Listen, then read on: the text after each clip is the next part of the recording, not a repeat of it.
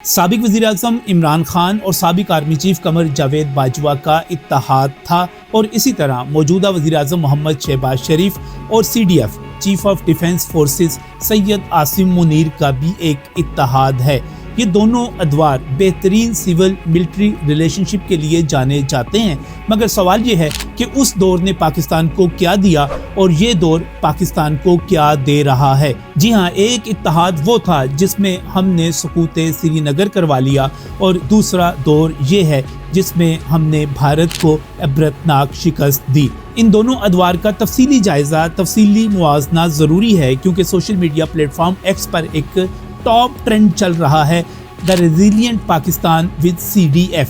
आइए जायज़ा लेते हैं, दोनों का मुकाबला करते हैं और हक़ाइक़ आपके सामने रखते हैं।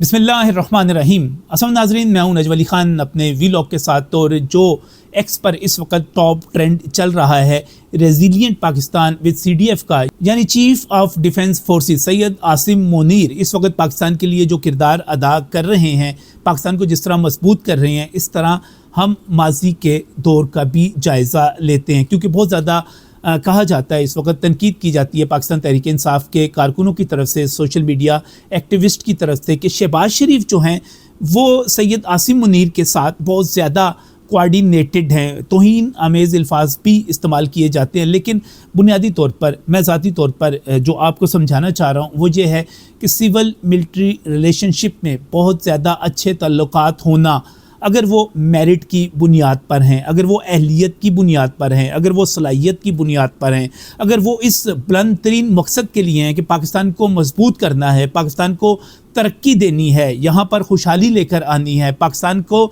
आलमी बरादरी में एक मुकाम दिलाना है, तब तो ठीक है। लेकिन अगर ये कुछ और मकासद के लिए हैं जो कि इसके बिल्कुल उल्ट हैं, तो ये सिविल मिलिट्री रिलेशनशिप अगर अच्छे हैं तो ये पाकिस्तान के लिए तबाहकुन हैं। लेकिन अगर ये दूसरे मकासद के लिए हैं जिसको मैं अभी जायज़ा लेने जा रहा हूँ आपके सामने, तो ये बिल्कुल एक मुख्तलिफ चीज़ है। ज़रा नोट करते जाइएगा दोनों अदवार के दौरान जो है फ़र्क क्या है। यानी कि हम बार बार कहते हैं कि कमर जावेद बाजवा, आप फैज़ हमीद की बात कर लीजिए, वो इमरान खान को लेकर आए, और इसी तरह पाकिस्तान तहरीक इंसाफ की तरफ से इल्ज़ाम लगाया जाता है कि पाकिस्तान की फ़ौज ने अपना किरदार अदा किया, एस्टेब्लिशमेंट ने अपना किरदार अदा किया और उसके नतीजे में शहबाज शरीफ वज़ीर-ए-आज़म पाकिस्तान बने। चलें, दोनों तरफ के इल्ज़ामात को हम एक लम्हे के लिए दुरुस्त मान लेते हैं कि इसमें कोई किरदार था या है या नहीं है। हम एक यकसां लेवल पर लाकर डिबेट कर लेते हैं कि दोनों अदवार में जो तल्लुकात थे बेहतरीन थे। उसका नतीजा क्या निकला? पहला दौर इमरान खान और कमर जावेद बाजवा का दौर, उसमें क्या किया जाता है, क्या होता है कि 5 अगस्त 2019 को यही नरेंद्र मोदी, जो कि इससे पहले भी पाकिस्तान दौड़ दौड़ कर आता रहा, इससे पहले अटल बिहारी वाजपेयी भी पाकिस्तान आए, बस पर बैठ कर आए, मीनार पाकिस्तान पर के, लेकिन वही BJP की हुकूमत का वज़ीर-ए-आज़म सुकूत श्रीनगर कर देता है। वो बैनुल-अक़वामी स्टेटस, आज़ाद कश्मीर और मकबूजा कश्मीर के हवाले से बात कर रहा हूँ, इंडियन ऑक्यूपाइड कश्मीर का मुतनाज़ा स्टेटस ख़त्म कर दिया जाता है, उसको भारत के आइन का हिस्सा बना दिया जाता है और पाकिस्तान से कोई ची करता है, न चूँ करता है, न चाँ करता है, बस एक आधे घंटे के लिए एक टांग के ऊपर हर जुम्मे को धूप में खड़े हो जाते हैं और उसके बाद ख़त्म। जब इसी किस्म की एक और वारदात होती है, भारत से एक हमलावर पाकिस्तान आता है, अभिनंदन उसका पायलट का नाम होता है, उसको पकड़ा जाता है और उसके बाद उसको चाय पिलाकर वापस कर दिया जाता है। ये दोनों वाक़यात देखिए और इसके मुकाबले में अब सैयद आसिम मुनीर और शहबाज शरीफ का जो इत्तेहाद है उसको देखिए, वो क्या करता है, वो क्या जवाब देता है।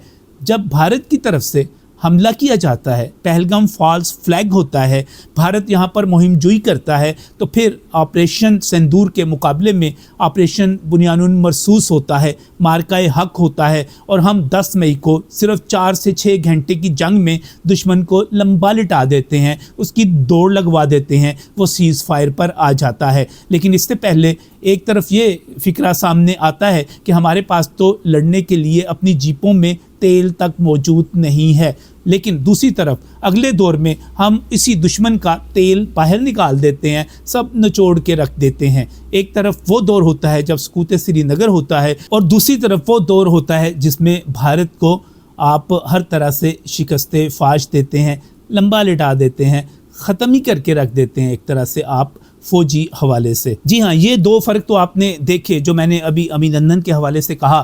اور اسی طرح جی ہاں, عمران باجوہ اتحاد میں وزیر اعظم پاکستان اس وقت کے عمران خان پارلیمنٹ میں کھڑے ہو کر کہتے ہیں کہ میں کیا کروں, کیا میں انڈیا پر حملہ کر دوں, کیا حملہ کر دوں ہندوستان پہ, کیا کروں اور بتائیں. تو پھر اس کا آپ اگلے مرحلے میں دیکھیے کہ پھر حملہ جب انڈیا کرتا ہے تو پھر اس کو کیا جواب ملتا ہے. یہ آپ نے دو فرق تو دیکھ لیے, یعنی کہ ایک سکوت سری نگر, ابھینندن کی یہاں پر آمد, حملہ, پھر واپسی. پھر آگے چلتے ہیں. عمران باجوہ اتحاد میں ایک اور چیز ہوتی ہے. عمران خان چونکہ دہشت گردوں کے سہولت کار کے طور پر ان کے سیاسی جو اتحادی ہوتے ہیں ان کے طور پر سامنے آتے ہیں, تو عمران خان کے دور میں دہشت گردوں کو لا کر یہاں پر بسایا جاتا ہے پاکستان میں. لیکن اس کے مقابلے میں جب موجودہ دور آتا ہے, سید عاصم منیر کا آتا ہے, شہباز شریف کا آتا ہے, تو پھر واضح پالیسی اختیار کر لی جاتی ہے کہ دہشت گرد جو ہیں وہ پاکستان کے لیے ناقابل قبول ہیں. یہ پروپیگنڈا, یہ ایک آپ کہیں کہ فکری مغالطہ, نظریاتی گمراہی کہ یہ جو لوگ ہیں یہ تو ہمارے اپنے لوگ ہیں, ہمیں ان سے مذاکرات کرنے چاہیے, یہ سب کے سب رد کر کے رکھ دیے جاتے ہیں. موجودہ حکومت کی, موجودہ فوجی دور کی جو پالیسی ہے, کیا کہتے ہیں پاک فوج کے ترجمان, آئیے میں آپ کو سناتا ہوں. We have resolve and clarity. This armed forces, the leadership of the Field Marshal has absolute clarity under the political guidance of the government, has absolute clarity what to do with them. We will hunt you and we will hurt you everywhere. اور یہ clarity صرف یہاں نہیں ہے. جی ہاں, صرف یہی نہیں کہا جاتا کہ یہ ہمارے لوگ نہیں ہیں, یہ پاکستانی نہیں ہیں, یہ فتنہ الہند ہے. اپنا کنسیپٹ ہی کلیئر نہیں کیا جاتا, بلکہ یہ بھی کہا جاتا ہے کہ جو لوگ ہمارے بچوں کو ماریں گے ہم ان سے مذاکرات کریں گے. ہرگز نہیں. یہ بھی سنیں. اگر تم ہمارے بچوں پہ ہاتھ ڈالتے ہو, تم ہماری بہادر پولیس پہ, ہمارے جوانوں پہ, ہمارے معصوم شہریوں پہ ہاتھ ڈالتے ہو, اور تم سمجھتے ہو کہ ہم آگے ریشنلٹی, پروفیشنلٹی, بات چیت کریں گے. جی ہاں, یہ آپ نے سب کچھ سن لیا کہ سب کچھ کلیئر ہے, کوئی کنفیوژن اس میں نہیں ہے, کوئی ابہام نہیں ہے. پاکستان کی فوج, پاکستان کی حکومت بالکل اس پر واضح ہے. پھر بات آگے بڑھتی ہے, ہم خارجہ پالیسی کی بات کرتے ہیں.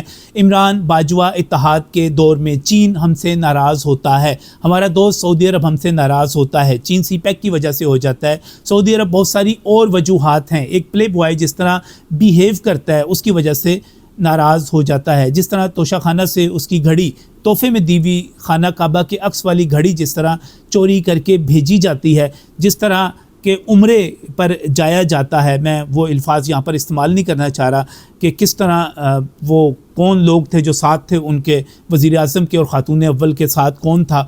تو اس قسم کی چیزوں کا جو امپریشن آتا ہے تو وہ خود کہتے ہیں, سعودی عرب والے خود کہتے ہیں, خود ان کی اہلیہ کہتی ہیں کہ وہ کہتے ہیں کہ جناب یہ تم کیا اٹھا لائے ہو. خارجہ پالیسی کا یہ حال ہو جاتا ہے. لیکن اس کے مقابلے میں اب خارجہ پالیسی یہ ہے کہ پاکستان غزہ میں امن کرواتا ہے, پاکستان ایران کی جنگ امریکہ سے رکواتا ہے, پاکستان اس وقت ترکیہ کے ساتھ, سعودی عرب کے ساتھ, مصر کے ساتھ مل کر ایک غیر اعلانیہ اسلامی اتحاد بناتا ہے اور پوری سیاست کے اوپر, عالمی سیاست کے اوپر اپنے فیصلے ڈکٹیٹ کرواتا ہے. یہ اس وقت پاکستان کی پوزیشن ہے. اور جہاں ایک طرف ماضی میں سعودی عرب کے ساتھ عمران خان کے دور میں تعلقات بہت زیادہ خراب ہوتے ہیں, تو اسی طرح دوسری طرف اس دور کے اندر پاکستان کا اور سعودی عرب کا دفاعی اتحاد ہو جاتا ہے. یہ بنیادی فرق ہے. آپ یہ دیکھیے, اس موقع کی دوریاں دیکھیے اور اس موقع کا قریب آنا دیکھیے. یعنی کہ اس وقت قمر جاوید باجوہ پوری کوشش کر کے شہزادہ محمد بن سلمان کو پاکستان لے کر آ جاتے ہیں, لیکن اس کا رزلٹ کیا نکلتا ہے؟